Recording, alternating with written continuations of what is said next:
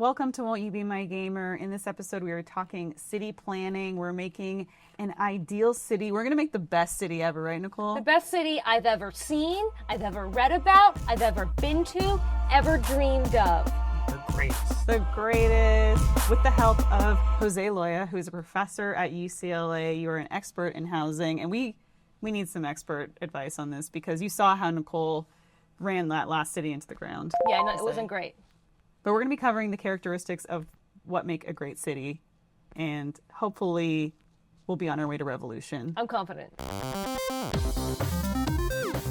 Starting with Tropico 6, we're back, and I am going to start up a mission where it's sort of like a backstory to the game we played last episode where I was already the president. So this is kind of like my origin story. Already Whoa. beautiful. Yeah. But is the infrastructure There's your there? crocodile. See, I told you they're a vital part of the society. I build a crocodile farm? Related. That's an option. That sounds pretty cool. Yeah, Next to the pirate cove, though. Okay, so this is kind of like a city that's already been started, and we're gonna make it better. We're gonna be asked questions on who to side with, and we're gonna choose the ethical thing. Like, how important are ethics in city planning and urban development? I think most would argue that that's something that they all think about. I think you just have so many different actors in urban city development that, like, it's hard to ever say, like, was this unethical or is this ethical? Because you have so many different perspectives, and honestly, it's like a city's kind of like a living organism. So many decisions. Is it more that you just have competing interests? For sure, yeah. And also you have to think about, like, some of these decisions are very micro, right? It could just be a decision on a single street. However, there's some other decisions that have a larger impact and that they can transcend other neighborhoods or across the entire city. You mentioned in our last episode that stratification is important to a city and how it runs, but do we want to try to minimize that? For sure. While I study social stratification, most of my work is meant to document what that actually looks like. If we wanted to see how stratification may evolve over time, what you really want to see is mobility. You want to be able to see people go from the lower strata, depending on what you're studying or what dimension you're thinking about. You want to see mobility across strata, right? And so good cities will have that mobility. Okay, so that would be a trait of our... Yeah, that's probably the best trait in any city. We talked a little bit about where that comes from, but it comes from education, right? Correct, And yeah. job access and stuff. And I don't know, Nicole, what your plan is here, if you're actually going to have schools this time, because you didn't last time. Can't make high Oh, schools. nothing. Ooh, again, Just a newspaper and a library. third Well, at grade least they can learn. education. Yeah, but we're gonna put in the library, which you seems go. to be bigger than any building in this entire city. I wonder, when can you make high schools? Like, what's stopping you? Is it because you have to have your elementary schools have to function properly I before think- you can... I think it's because it's a blueprint, and that's just something I haven't unlocked in the game. I see. Okay. Put it on like a little quad of education, of learning. And some roads. People won't walk to it unless I build a road.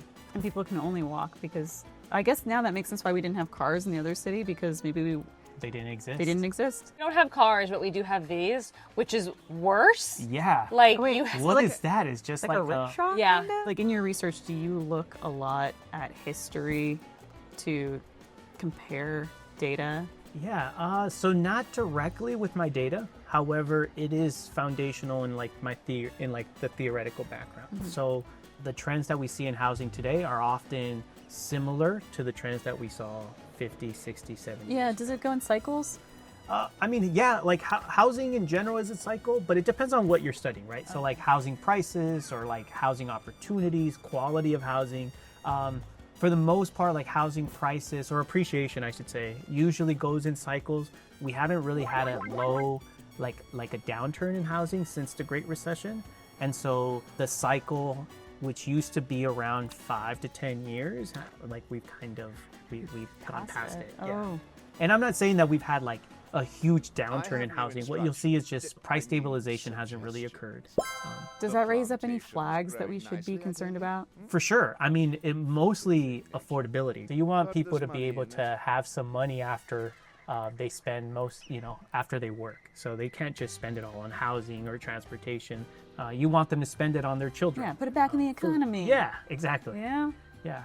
that's a really important responsibility of your local cities, or like your local politicians or policymakers, is figure out ways to create the infrastructure and make sure that these important aspects of your consumption are affordable. Last time Nicole didn't have any affordable housing in her nightmare city. She quashed it all. I did demolish all the shacks. Yeah. Are we so- saying don't do that? 'Cause Yeah, how do you have advice for her on how to lay out her housing here? I mean, depending on who you speak to, like more housing the better. Okay. And so generally you want a steady and potentially increasing supply of housing, because that also tells you, like, if you're building more housing, it also means your city's attracting new residents. And so you want your housing supply to kind of go with how fast your city's increasing in terms of residents. And so shacks, well, they might be an affordable option. Unfortunately, they are lower quality housing. Yeah. So preferably, you'd like to build them, higher quality apartments or higher quality, housing opportunities. Bungalow, maybe, Yeah. at least. Yeah. I'm putting in a bunkhouse right now. There you go. I'm gonna put in a second one. But in terms of location, she's putting them here on the beach. Is that the optimal spot to be putting these? yeah. Like, in your Best knowledge view.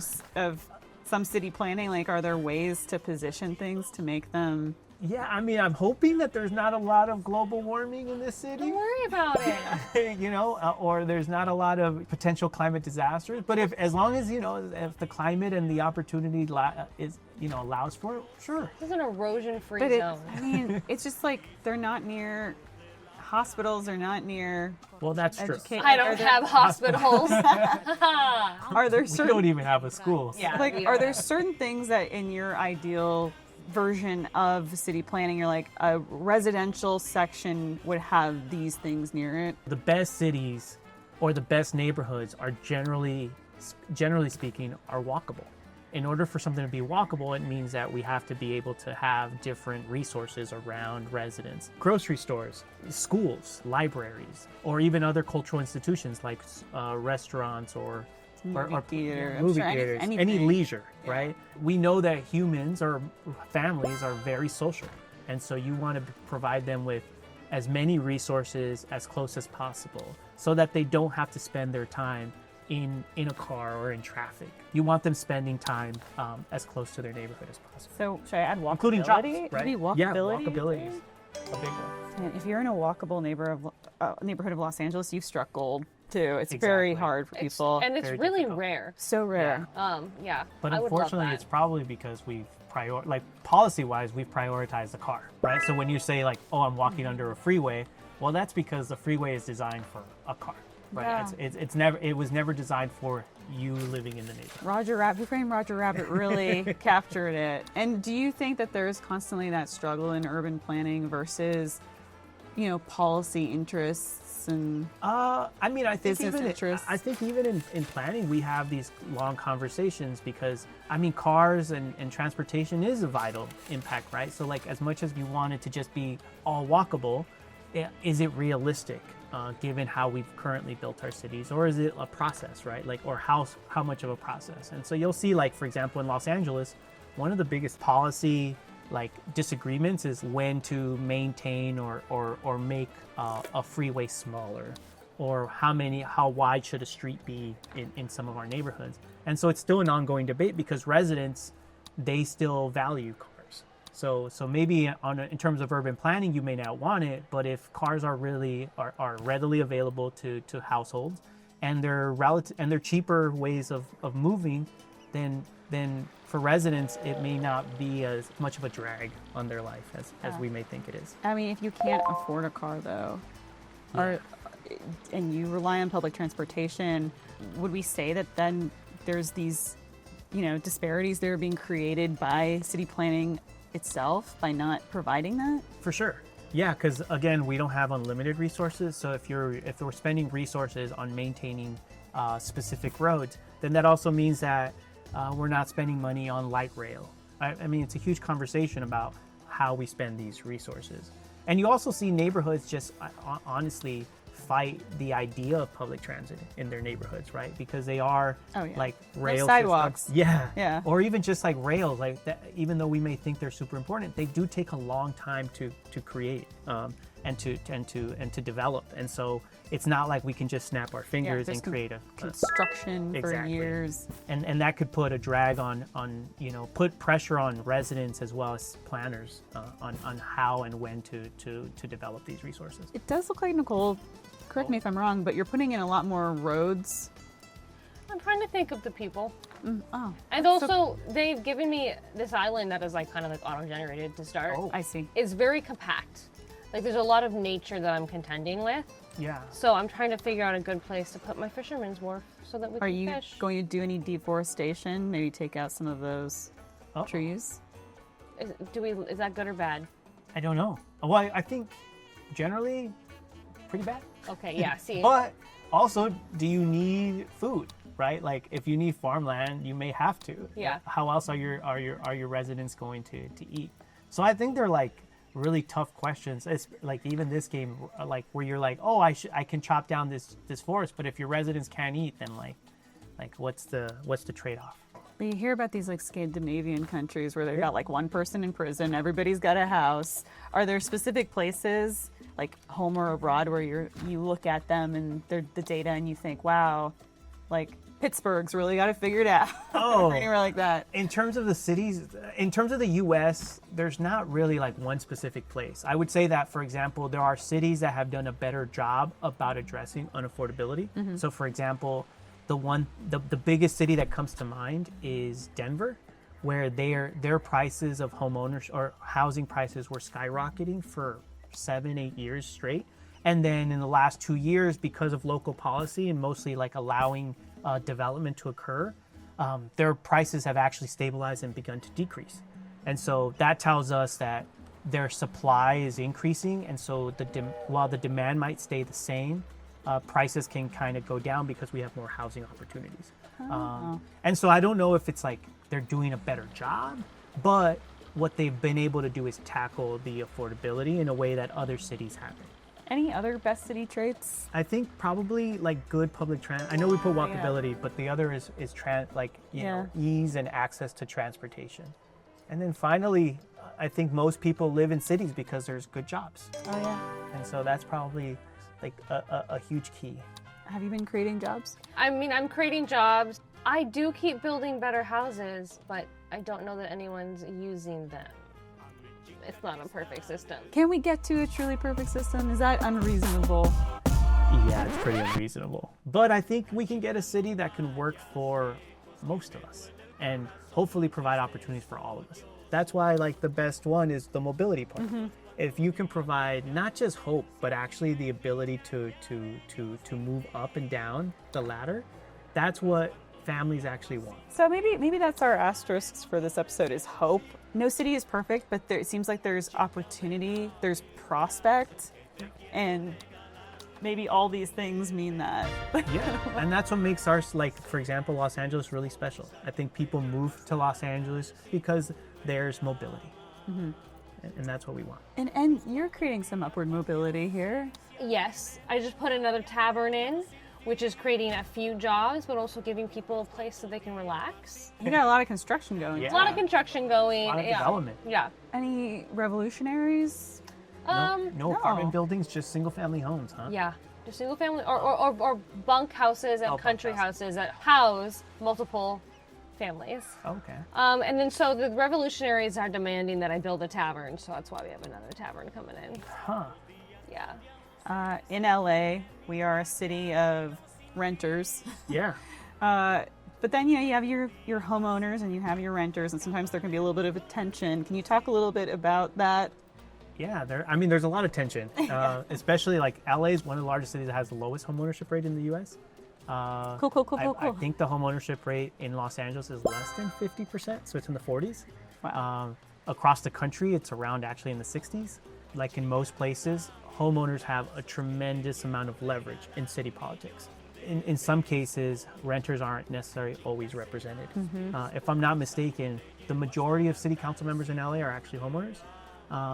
And so it's not necessarily a true representation exactly of people then. in of the housing Yeah. opportunities presented. Are there cities that you can think of or that you've studied where they have that mobility, where they're at least showing positive metrics of that kind of mobility that we want? Oh, I don't know off the top of my head. I do know that the trend overall in the U.S. is actually a decrease in mobility, unfortunately. Are any of these looking upward in the U.S.? I mean, yes, across all. So, for example, cities in general are investing a tremendous amount of resources in transit and making it better for their residents.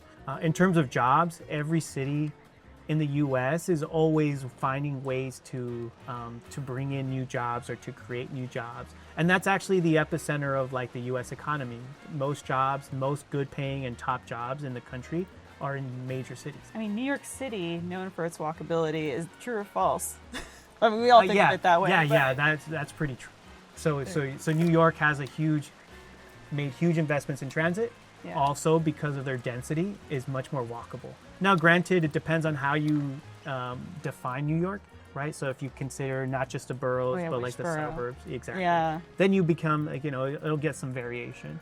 But like it's the same in LA, right? So if you lived in Koreatown or Mid City, where there's a lot more density, you would feel that your neighborhood is much more walkable. But that's not necessarily the case for most of Los Angeles. I mean, this is a pretty dense city. It's very dense. But also, like the density in this city is a little bit out of place, right? Because it depends on the time period, right? So if we're in the colonial time period, like I don't know what density would be in that time period compared to like what it should look like today. If I'm just a regular old person, some Joe Schmo who is not a mayor, I don't work for city planning or urban planning departments, is there a way that I can help or at least lend my voice and support to making a more equitable city? Yeah, for you to make change, you really do have to pick up the phone. And so picking up the phone and calling your local council member when you see the street lights not working, or you think that you should get the trash picked up on your street more often, those are really impactful because it does tell like the local officials like what the priority should be. My neighbor just got street sweeping installed on my street because he had a personal vendetta against someone, and he spent years trying to achieve that, and now no one can park there. So it could also work against It worked against me. Yeah. Big way. Yeah. Big way. But it does tell you that being persistent in terms of a local city context, like can actually be. Yeah, if you've got a grudge and you work hard enough at it. You just gotta believe. You too will get no parking on your street. But that's probably the easiest, not the easiest way, but that's the most direct way. Because state is a lot of the state decisions are made in Sacramento, and the federal decisions are generally made in DC. And so if you care about your local, like for example, local schools, your street, your local resources, that's really where it stems from. Thank you so much, Jose, for Thank you. joining us and teaching us so much. People can come take your classes at UCLA, right? For sure. Yeah. Feel free to join me. Unfortunately, I mostly teach stats classes, so they're not related to housing. But when I do, come by. Well, they can read your papers and research about housing. Is there a place they can go to do that?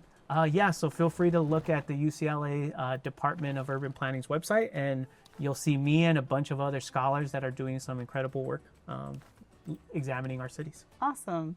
Nicole, you really turned it around. We prioritized housing. We put in library and a newspaper. Do you see how happy these cows are? we really focused on happiness, hope, and homes. Maybe a few centuries from now, you'll have public television.